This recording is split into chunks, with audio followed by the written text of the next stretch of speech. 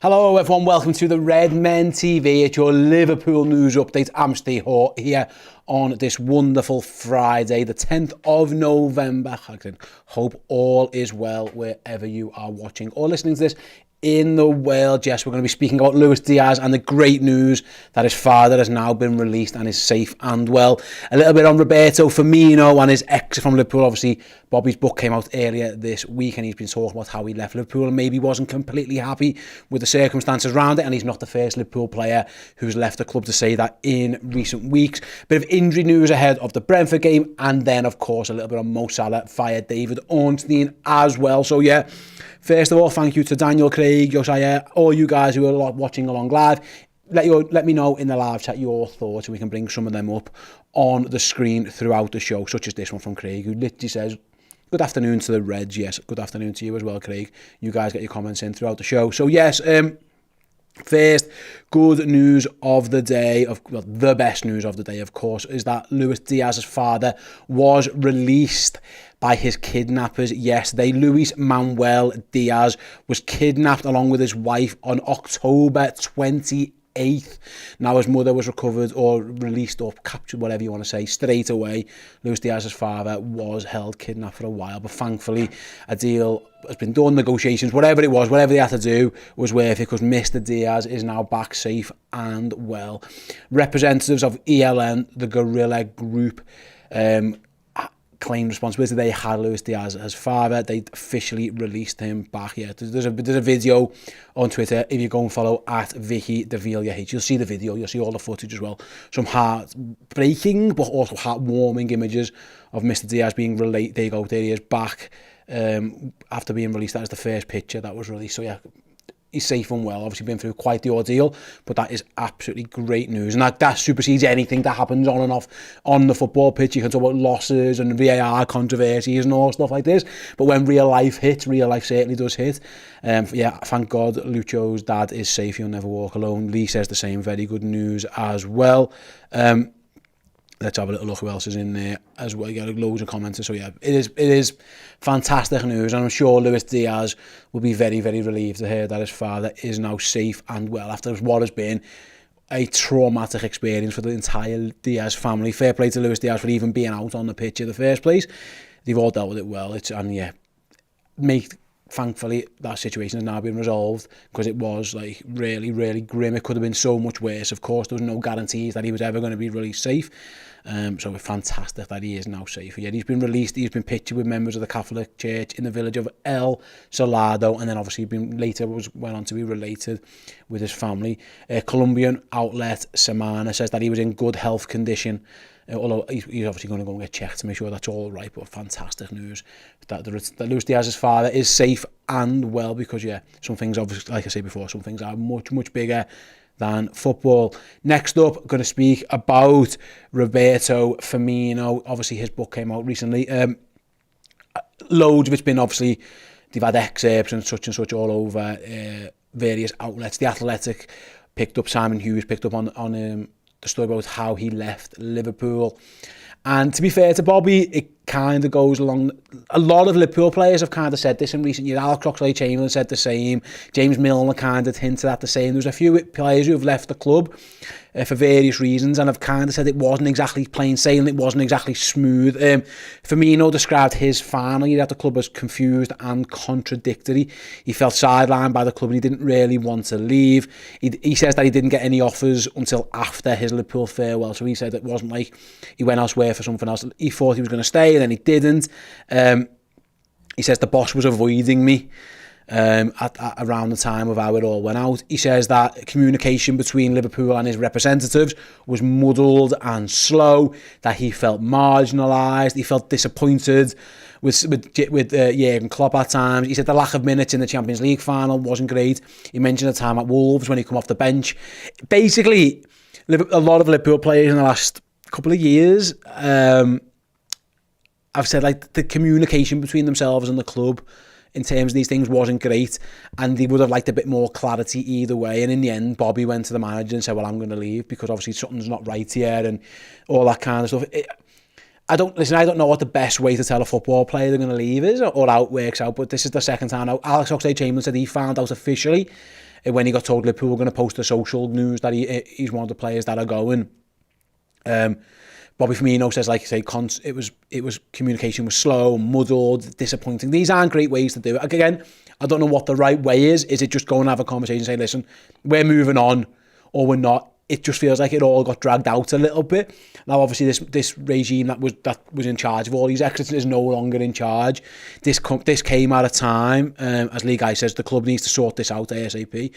And like I say, maybe they are, or maybe they have, because obviously this was after the Michael Edwards era. It was still technically the Julian Ward era, but Julian had already handed his notice in. Jörg Schmadtke hadn't started yet. He was about to come in. So maybe it was just like a case of who's actually doing these things, who's on top of this. But it didn't go. It looked like, Liverpool have lost a legend there, and Roberto Firmino, he's left, and it feels like even he, someone who'd done so much for the club and who'd won everything and was a major part of Jurgen Klopp's rebuild, maybe the key part at the start of it all. He was one of the very few who was here before Jurgen, and who Jurgen wanted to keep around, full stop. You're staying no matter what. There weren't too many of those in the team every single week, and Bobby pretty much was. For him to feel like it wasn't a great exit, that probably needs to be something Liverpool needs to look at. Like I say, there's never going to be an easy out to let someone know they're going to be leaving, but it feels like they could have done better. Let me know your thoughts. Like I say, it wasn't but it wasn't brilliant, was it? It feels like, and like I say, this isn't a one-off now. There's been plenty of players who've kind of said similar recently.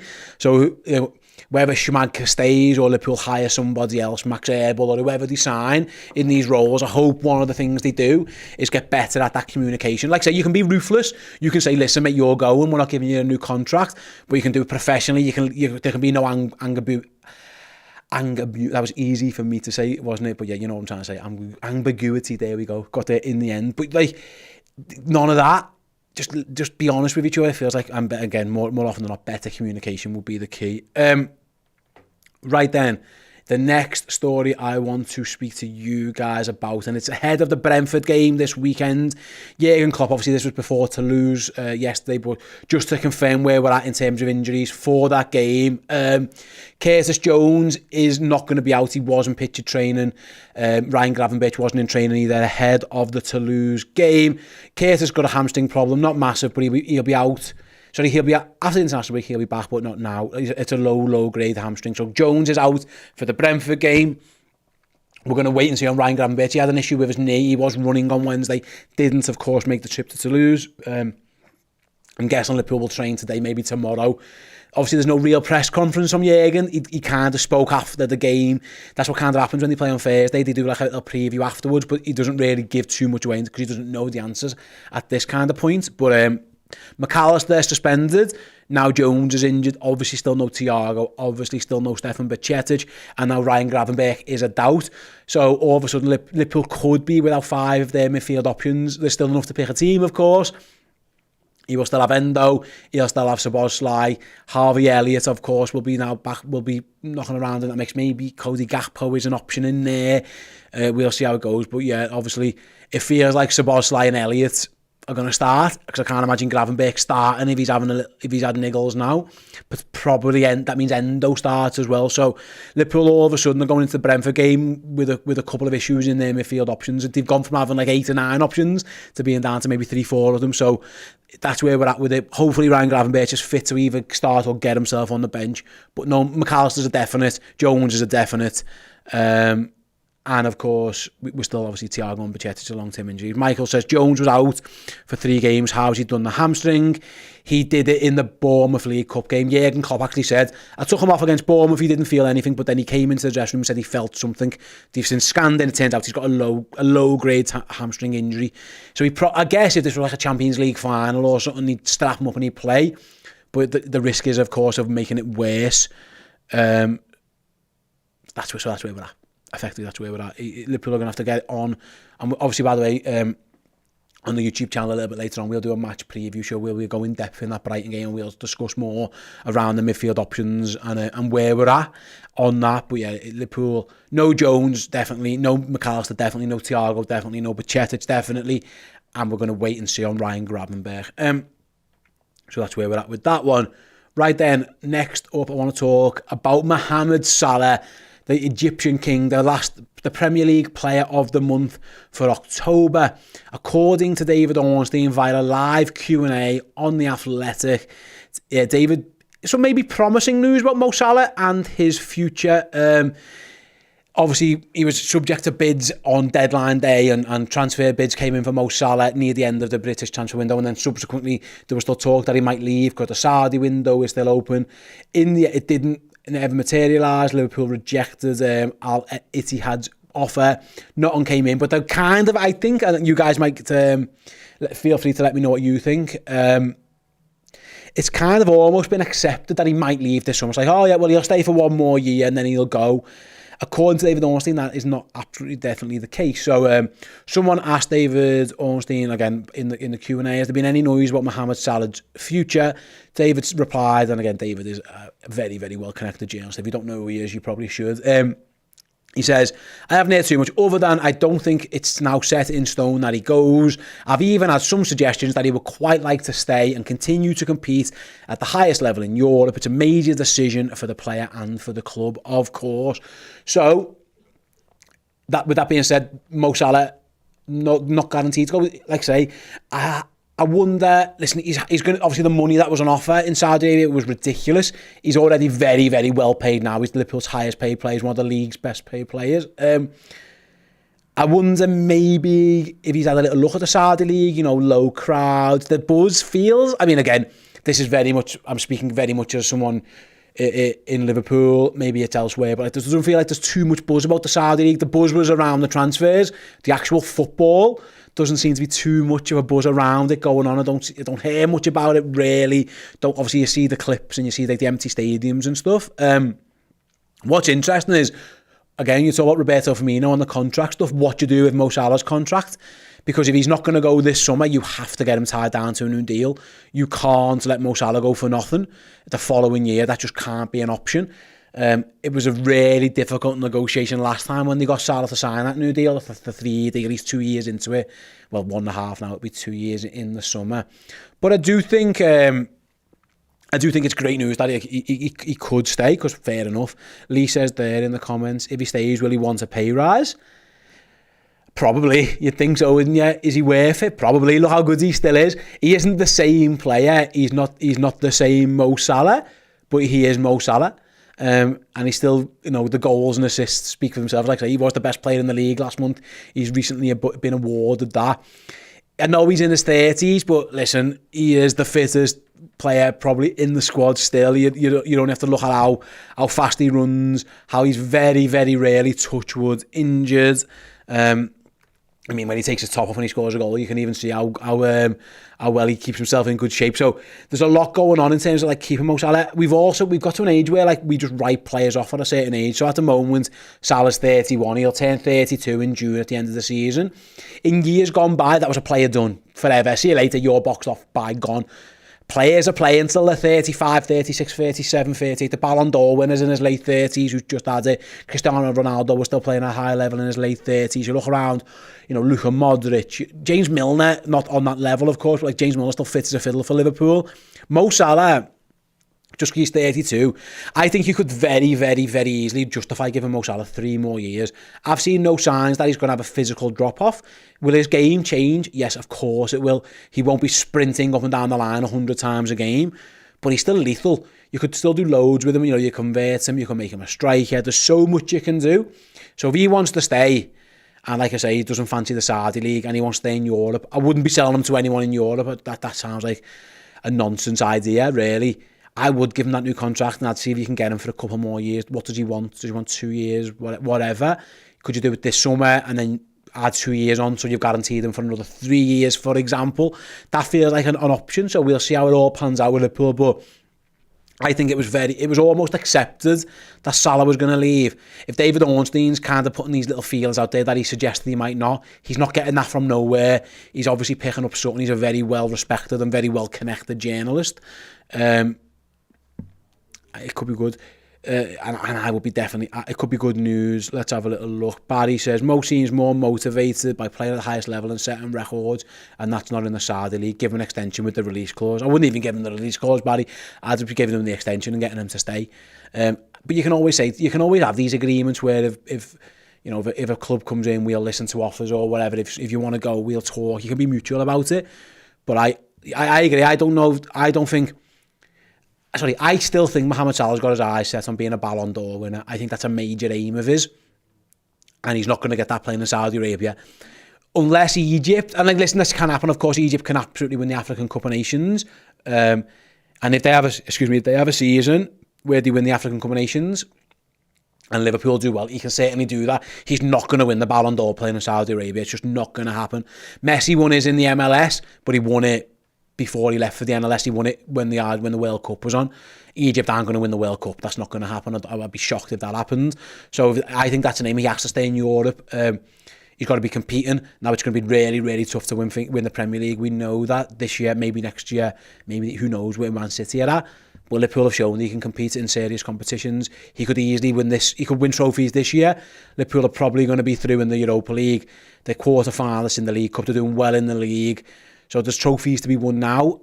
And yeah, if his aim is just go and get loads of dough, make loads and loads of money, there you go. Go to Saudi Arabia and you'll make loads. If your aim is to win the Ballon d'Or and win more accolades and records, like was mentioned in the comment, then yeah, staying is the place. And listen, if I'm Liverpool, I'd have doubts about offering contracts to 30, 31, 32-year-olds. We saw that it didn't work out in the end per se with Liverpool in certain deals. I think the Jordan Henderson contract kind of came back to bite them a little bit at the end when he looked like his legs were running out of it. Fabinho felt like he hit a wall in his, and he wasn't even, he's early 30s basically. Salah's a different kettle of fish. You've got to judge each conversation and each player on his merits. Mo Salah doesn't look like that's going to be the case, and I think it's worth a risk. So I think he's absolutely brilliant. He's not only to score goals, his assist record is phenomenal. Who knows? Matty said, I would take 200 million for Salah, but I wouldn't trust the owners to reinvest that money. See, I think they would invest the money. I just don't know who you'd get, Matty. Who's replacing him? You couldn't replace Mo Salah with just one player. You'd have to go and sort your squad out and sign 3 or 4 players. There are really good right wingers about there, of course. There are really good forward players that you could get. And I think Liverpool would invest the money. Actually, I think they do. Usually, when they sell players, they do invest that money back. But who'd you get? That would be really, really tough. Who knows? Ibrahim, let's have a little look. Someone mentioned there, Luke says, would you like to see Mo do what Bobby did in the false 9 and put Darwin on the right-hand side? And then someone says, Salah can't do what Bobby did purely because he isn't technically gifted like him. I would wholeheartedly disagree with that. Mo Salah is fucking ridiculously technically gifted. He's probably the most technically gifted player we've got in the squad. His technique's unbelievable. I would disagree with every part of that. Does Mo Salah want to run round and do the donkey work that Bobby Firmino did? That's a different question. Can he do that side of the game? But I disagree. I think he's certainly technically gifted, and I think he's physically strong enough to play there. I'd leave him where he is, though. I'd leave him where he is. He's brilliant at it. He's absolutely fantastic at it. He's excellent, so I wouldn't be doing anything. But potential good news on the fact that Mo Salah could... if David Ornstein's kind of putting things out there, like I say, that just doesn't come. Even though he's only doing it as part of a Q&A, David isn't stupid. He's a brilliant journalist. He'll know that everything he says gets out and is talked about. He doesn't just say things by accident. So fingers crossed that he's got a little bit of information from somewhere, and hopefully we get more. This isn't the last of Mo Salah at Liverpool, because already we've seen this season he's still one of our most, if not the most important players. He's the goal scorer. He's the creator. He's absolutely fantastic. Daza disagrees though. Says, I'm sorry. Take the rose tinted glasses. The rose tinted glasses need to come off. It's time to cash in and reinvest in the future. I'd sell him next summer, or he goes on a free. I disagree. I don't think he is at his best. If we can find someone who's going to score the goals and assists that he's getting now, sound, go and buy him. Who it is, there are very few of those about. There aren't many of them. Look like Luis Diaz has been a really excellent signing. His goals and assists are nowhere near Mo Salah's. Gakpo, nowhere near Mo Salah. Nunez, not really near Mo Salah. So it's all well and good saying do that, but someone's got to score the goals and someone's got to get the assists. So if you can find someone, as Ayaz says, maybe Mbappe. I mean, here we go again on the Mbappe stuff. Yeah, I'd do it for that. If you say to me, you sell Mo Salah for 200 million and get Kylian Mbappe on a free and give him all the money, give him that £200 million in wages, then yeah, absolutely. There are very few players who could get you the numbers that Mo Salah gets you. So we goes, let's have a little look. Chris, hear me out. Chris says, hear me out. Okay, Chris, I'll hear you out. If the Saudis are daft enough to pay 125 for Salah, take the money, use it to give Mbappe $500,000 a week for 5 years, and eventually effectively costs you nothing. Like that, it's very basic maths, and I'm guessing he would want a lot of money and the signing on fees and the bonuses. But I see your point. Would you get Mbappe for 5 years? He's going to play for Real Madrid at some point. I see your point. The Mbappe stuff's madness. If it comes around again, my God, I don't know if I'm quite ready for it. But in the meantime, I'm very, very happy with Mo Salah. And if he wants to stay, Liverpool should keep him. But I agree with the point. If he doesn't sign a new contract in the summer, I think you might have to sell him. I don't think you can risk losing him on a free the year after. It's too much. It's too much. And you'll need that 100 million, 120 million, 30 million to reinvest in finding someone or some people to replace him. Lee says, I'd ask Mo in the summer, is he willing to sign an extra contract or does he want to leave? If he wants to leave, then absolutely, that is it for me, Lee. I don't see a point where they want to keep him into his final year. He says he wants to stay, you get him a new contract, or he wants to go and you try and sell him. I mean, you can't make him leave. If he just says, I'm not going anywhere, I'm going on a free. We've seen players do that in the past before as well. Whether Salah would do that, I don't think so. It doesn't come across as that, but who knows? But yeah, we'll see how it all pans out. But potential good news on the Salah front anyway.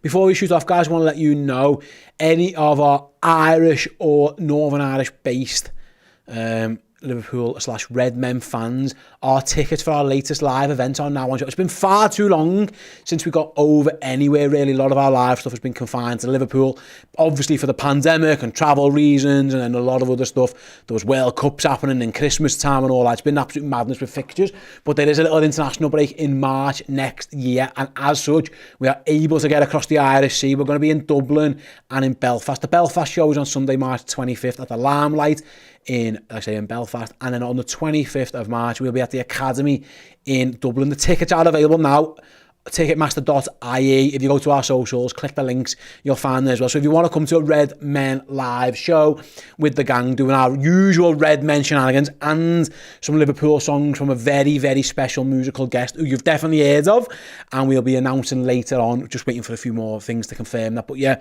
there'll be a very special musician singing the best Liverpool anthems. We'll have a great old party as well. Reese says Belfast is going to be mad. Yeah, it is, Reese. Reese has already got his tickets. He tweeted us earlier on today. Thanks, Reese. We can't wait to see you there. So yeah, if you Belfast, Dublin, any of the surrounding areas, get your tickets. Go to the socials. You'll find all the links. Go to ticketmaster.ie. Come along to the Red Men shows. They are amazing. We have such a good time. We'll come and we have such a belter time, really. Drink, song, game, fun, Chris Pajak nonsense, Paul Machin nonsense. It's absolutely incredible. So yeah, get your tickets. Right then, I'm going to shoot off. I mentioned before the preview for the Brentford game. That'll be on YouTube in a couple of hours' time. So come back and check us out for that one. Go and get your live show tickets as well. And I'll see you all on the match preview. So see you later. Hey, thank you so much for checking out the content today. If you want to get your name in and amongst these wonderful people, then head to redmenplus.com. Join as a Legend tier subscriber. You're going to get free merchandise codes. You're going to get in our Discord, and you're going to get your name at the end of YouTube videos. Yes, redmenplus.com, Legend tier status.